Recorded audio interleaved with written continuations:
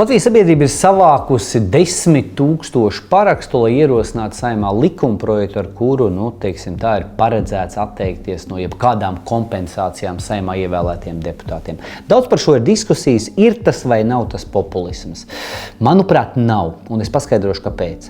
Tad, kad šis princips tika ieviests, Saeimas deputātiem algas tiešām bija salīdzinoši zemas. Un diezgan loģiski, ja deputāti ievēl no tālāka Latvijas reģiona, viņam ir jāveic pienākumi Rīgā, tad ir nepareizi, ja viņš ir ekonomiski nevienlīdzīgā situācijā ar, piemēram, rīgdznieku, kurš ir ievēlēts Saeimā.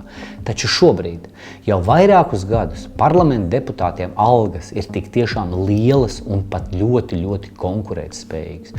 Un runāt šeit par to, ka vēl būtu papildus nepieciešami tur kaut kādi 5, 6, 700 īrei tur dzīvoklim Rīgā vai milzīgām degvielas kompensācijām un tam līdzīgi apstākļos cits starpā, kad ir elektroauto un šie izdevumi varētu būt daudz mazāk, manuprāt, ir vienkārši nepareizi. Šobrīd algas ir konkurētspējīgas, un tas nav slikti. Saeimas deputātiem ir jāmaksā daudz, jo tā ir pozīcija, kur ir visādi korupcijas riski un tam līdzīgi. Bet vienlaikus no šīm kompensācijām ir jāatsakās.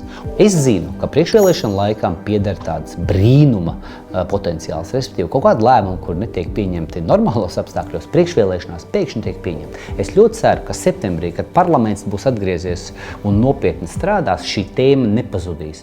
Un politiķi gluži vienkārši domājot par savām balsīm, oktobrī gaidāmajās vēlēšanās būs spiesti nobalsot par šīs normas apstiprināšanu un atteikšanos no jebkādām kompensācijām. Un tad arī cits starpā nebūs tādas iespējas kā ar progresīvo deputāti, kura principā, būsim godīgi, krāpjas. Viņai dzīvoklis Rīgā ir, bet viņa šo dzīvokli iznomā citiem, bet no Saeimas pieprasa kompensāciju par dzīvošanu Rīgā, jo redz, viņi nāk no reģiona.